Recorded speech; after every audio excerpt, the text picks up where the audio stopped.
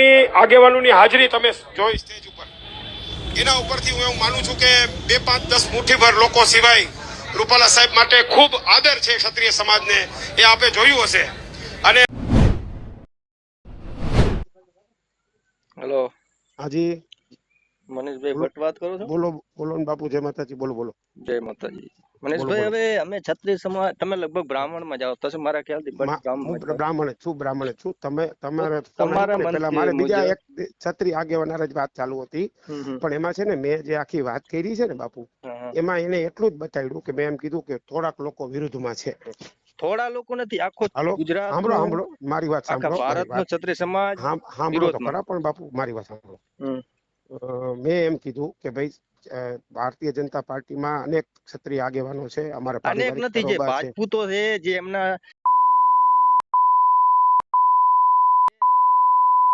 છે ને ઈ જ ક્ષત્રિય, અમે એમને ગણતા જ નથી. એ જે 4-5 જણા છે અમારા નજરમાં જ છે. છતાંય જો તમને તમે ફોન કર્યો એટલે મેં 2-3 બીજા ફોન આવ્યા મને, મેં એમને કીધું કે ભાઈ તમને મારાથી દુઃખ લાગ્યું હોય તો સોરી કહું, બીજું હું બાપુ. હું તો બ્રાહ્મણ છું અને ભાજપનો બહુ જૂનો હું તો મારી પક્ષની વાત, મારી વાત સાંભળો, મારી પાર્ટીની વાત રાખતો હોય હું તો, કે ભાઈ તમારા પાર્ટીની વાત રાખો, તમે ગમે ઈ કરો, અમને કઈ લેવા દેવા નથી. મને તો જો, અને રૂપાલા સાહેબ સાથે મારે સંબંધ છે. તમારે રૂપાલા સાહેબ, કાર્યકર્તા તરીકે વાત કરું છું, કાર્યકર્તા તરીકેનો સંબંધ હોય. ના, કાર્યકર્તા તરીકેનો મારો સંબંધ હોય એની હારે. એટલે એનો અર્થ એવો નથી કે હું કોઈ તમારી વિરુદ્ધની વાત કરું બાપુ, મને હકે નથી ને યાર, એવું મારે કરાય જ નહીં. અને છતાંય હું તમને કહું છું તમને દુઃખ લાગ્યું એના માટે સોરી, અને મન પર ના લાવતા વાત નથી. તમે બ્રાહ્મણ છો, હવે અમારાથી ના ભાઈ, હું તમને ઈ જ કહું છું. અને અમે સંસ્કારી માણસ, અમે ક્ષત્રિય, એટલે તમને ખબર હોવી જોઈએ કે અમે અમારા કેટલા સંસ્કાર હોય. આપનું કયું ગામ બાપુ? મારું મૂળ ગામ છે બનાસકાંઠામાં. હું છે ને બાપુ, હું આમને વાત કરું કે હું છે ને દરબારના ગામમાં નાનો મોટો થયો છું. મેં દરબારની દીકરીને બેન બનાવ્યા છે. હું રાજકોટ છું અત્યારે, કઈ જવાબદારીમાં નથી, સિનિયર ભાજપનો કાર્યકર્તા છું, બરાબર. અને એટલે ઉપપ્રમુખ હતો. જો સાંભળો, રાજકોટમાં ઉપપ્રમુખ હતો, રાજકોટ શહેર ભાજપમાં મંત્રી હતો, યુવા ભાજપમાં પ્રદેશ મંત્રી હતો, જીતુભાઈ વાઘાણી, પ્રદીપસિંહ વાઘેલા મારા મિત્ર છે, બરાબર. એક વાત કહી દઉં, જે અત્યારે ભાજપની અંદર આગળ પાછળ જે અત્યારે ફરે છે ને, એ અમે ક્ષત્રિય માનતા જ નથી એમ. ના, બરાબર.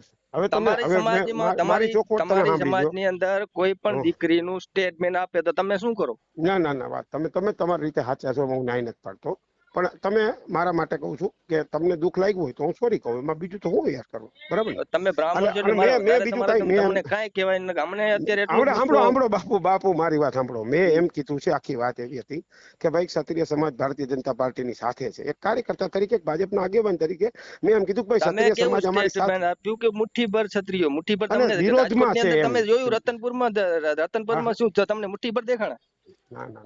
દેખાણા તમે ઈ જ કયો, રતનપુરમાં જે મીટિંગ હોય જાણી, એમાં તમને મુઠ્ઠીભર જ દેખાણા? બસ હવે હા, બરાબર છે, તમારી વાત સાચી. સાચી વાત કે ખોટી વાત?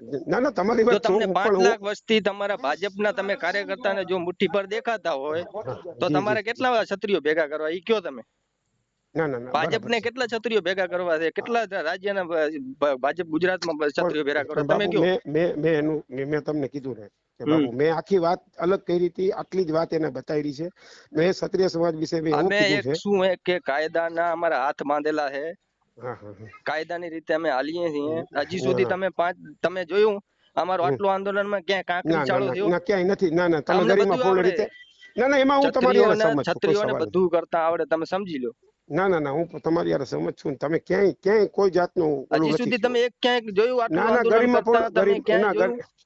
ના, બિલકુલ. ક્ષત્રિયોએ કોઈને આમ આંગળી ટચ કરી, કોઈ કાર્યકર્તાને, કોઈ ભાજપને ગાળ દીધી હોય? સમજ્યા તમે? બરાબર. હવે તમને અમારે એક બ્રાહ્મણ ને માફી મંગાવીને અમારે શું લેવાનું? ના, હવે એટલે જ કહું છું કે રાજકોટ બીજો આવો તો કોઈ હોય ફોન ને તો કરજો. અત્યારે તમે રાજકોટમાં તમને અહીંયા જ તમને મુલાકાત કરાવી લો. ના. સમજ્યા ને? અને તમને હજી તો કેટલાય ફોન આવશે, તમારે માફી તો માંગવી જ પડશે, વિડીયો ઉતારી માફી માંગવી પડશે. જી વિડીયોમાં તમારે માફી દેવી પડશે, સમજ્યા ને? એમાં આપી દો, એમાં ક્યાં પ્રશ્ન? તમે એક કામ કરો, વિડીયોમાં માફી માંગી લો કે ક્ષત્રિય સમાજની લાગણી દુભાણી હોય, એ મારી લાગણી વ્યક્ત કરું છું. પણ બાપુ, એવડો મોટો કઈ ઇસ્યુ નથી. મેં તમને જેટલા દરબારના ફોન આવ્યા એ બધાને સાંભળો નથી તો આનો કોઈ હાલ આવશે નહીં, તમે ફોન ઉપાડતા રહેજો. મારી વાત, મેં ફોન ઉપાડીને બધાને વ્યક્તિગત હું કહું છું. હજી તો ઘણા ફોન આવશે, તમારે ફોન સ્વિચ ઓફ કરવો પડશે તમારે. અરે ભાઈ, મારી વાત સાંભળો. હું જવાબ એક પણ ફોન ન ઉપાડ્યો મેં નથી કર્યું. મેં સામેથી ફોન કર્યો. તમે તો તમારે ઈ તો કરવું જ પડશે.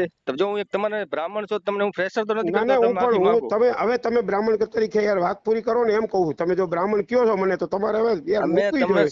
હું તમને સોરી કહું છું. પછી યાર પછી પ્રશ્ન બ્રાહ્મણ તમારી પાસે માફી માંગે છે, પછી યાર પ્રશ્ન જ ક્યાં છે? હવે વાત યાર તમે કઈક આવજો, રાજકોટ આવો ત્યારે પધારજો, મારા ઘરે મહેમાન થાજો, રોટલા આપણે હારે ખાવું. વાત પૂરી કરી દો યાર. એમાં યાર તમે એવડી મોટી વાત ધ્યાન રાખો.